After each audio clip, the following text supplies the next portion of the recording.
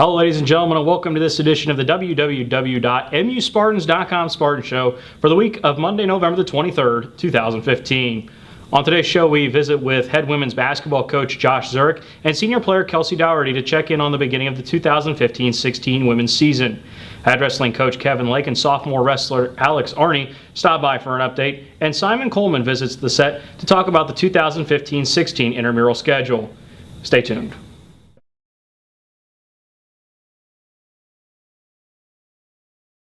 Head women's basketball coach Josh Dzurick and senior basketball player Kelcey Daugherty now join us. And Coach, first I want to talk to you a little bit. You had a split this past weekend with the Mainview Tip-Off Classic. So give us some highlights from the weekend and take a look to ahead to the start of the 2015 HCAC calendar. So what are some things that you guys will be working on?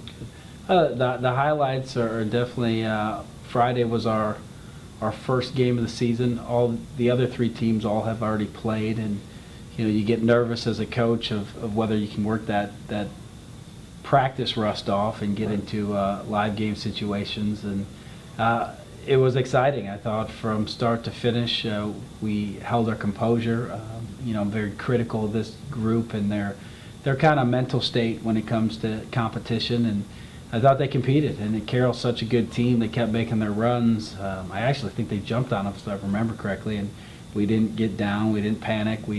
We made runs of our own, and every time they came back, we just kind of took a deep breath and kept playing harder. And I think that's the key to putting yourself in position to win. I mean, Carroll's good enough. That game could have went either way. It came down to the last 8 seconds, and I think they just kept playing hard, and that's exciting for a team that, we're still trying to figure out our identity, and we're still trying to, after losing 4 starters from last year, we're trying to figure out who we are, and right. To keep their composure and keep playing. And we got the breaks, and I mean, again, a 50-50, a couple of those calls or plays could have went in Carroll's favor, and they went our way, and it was just exciting to see that. And day 2, it's you got to let the losses go, but if you look back as a coach, it's a reality check. It's they should be able to see that, hey, we got a lot of work to do. And that there are teams in the country that will take it to you if you're not really focused and sticking together as a team. We are not a unit that can get away with 1 or 2 players having a good game. We all have to play our roles. We all have to work together. And you saw that in the first half. Again, Whitewater was trying to get comfortable and learn us a little bit. But we were doing some very good things in that first half. Yeah. And over the course of the game, they wore us down. And in the second half, they jumped on us. And once they saw us back on our heels, they didn't let up. And I think that was a great lesson. So I call that a highlight because it should be a gut check for you. Now, can you come back the next practice and practice hard and regroup and just try to get better, opposed to focusing on the result, which is the loss. And that's, again, the mental part of this team that I'm trying to change is not worrying so much about the wins and losses opposed to trying to get better. And that sometimes that gets lost in a young person. So right. We'll be patient, but at the same time, we'll keep pushing. And, the exciting part is you got another team just like Whitewater coming in tomorrow in Calvin, who's right. Yes. always ranked. And, they've taken it to us a few times, and it's time for us to try to settle down and execute and play as a team and see what happens. All right, excellent. Now we'll direct the question to Kelcey. And Kelcey, you're one of the very few upper-class women that are on this squad. So tell us a little bit about your leadership role and how that's changed from years past. Well, losing 5 seniors last year, we have some very big leadership roles to fill. I guess one of the biggest differences for me is, normally I'm more of a passive kind of go with the flow kind of person. And I've had to kind of speak up a little bit, and that just putting myself out of my comfort zone a little bit more. One of the biggest differences, I guess, too, is I used to just constantly worry about myself and making sure I was doing everything right and I was doing my job right. And now I not only have to worry about that, but I also have to make sure each and every person is also doing their job correctly as well. Excellent, excellent. So with Thanksgiving coming up on Thursday, we were curious to talk to you a little bit about your family's favorite traditions that have come up during the holidays, and a little bit about how that came about. So could you, either of you elaborate? You go first?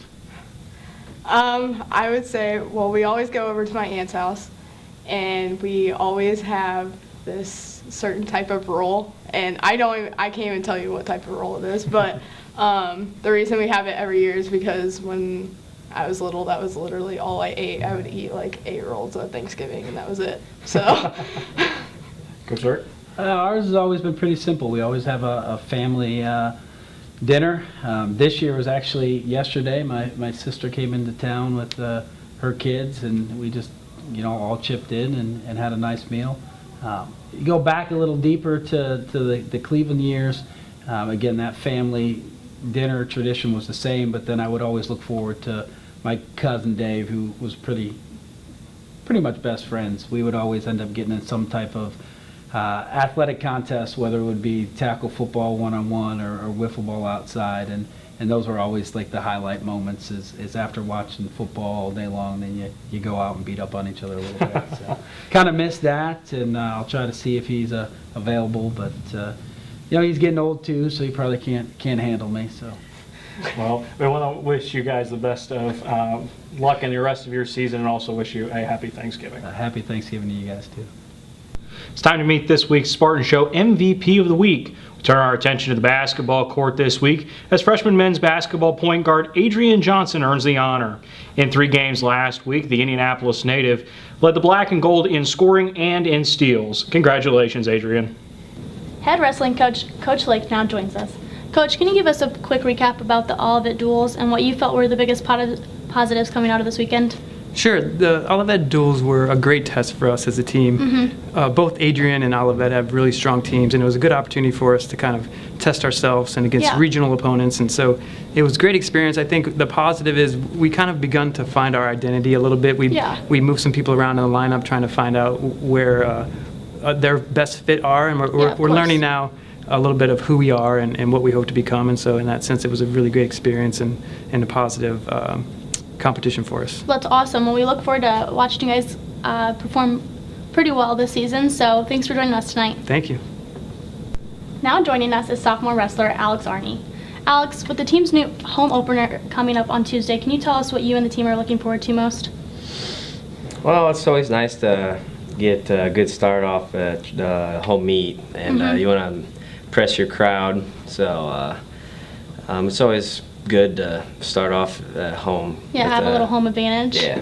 Good. With a good start. Can you tell us a little bit about yourself, such as how you got into wrestling and what your biggest inspiration and influence is since being here at Manchester? Well, I started wrestling ever since I was a little kid.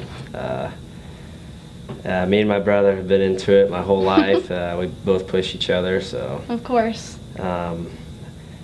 I don't know. I decided to come here to continue wrestling and then also with school, they have a great business program, and that's what I was into. So kind of both went together and it worked out. So. Well, that's awesome. Well, I wish you the best of luck the rest of the season, and thank you for joining us. Thanks. Simon Coleman now joins us on the show. Simon, can you give us a little bit of a rundown of the 2015-16 intramural schedule, and what were some of the biggest highlights from fall, and what should students expect as we move towards the spring? So for the fall, we had 3 sports off the top of my head. We had touch football, volleyball going, then we had basketball, and we had 3 tournaments for basketball. We had co-ed, A-League, and B-League. I think the highlights for me personally was we only had to call health services 3 times. And none of them were bad at all. Well, the one kid split his chin open, but I mean, other than that, for when I did it, I had to call him at least 3 times a week. So I think that was It's good that everybody stays healthy. Yeah, no one got hurt. And then I think the coolest part, some of the guys I met, 3 guys, they actually won 3 T-shirts. So the 3 sports they participated in, they all won. Wow. Yeah. And then coming up in the spring, I think Jan term I'm going to try to do something, but have to figure that out still. But the spring we'll start out with soccer, and then I believe volleyball and basketball again, and softball. Well, excellent. That sounds like a great time. And all the students can get in and participate and have a great time with intramurals. So thanks for joining us, Simon. Yeah. And that is all we have for this edition of the Spartan Show. Remember to stay up to date with all Manchester University stats, scores, and news by visiting www.muspartans.com. Thanks for joining us, and have a happy Thanksgiving.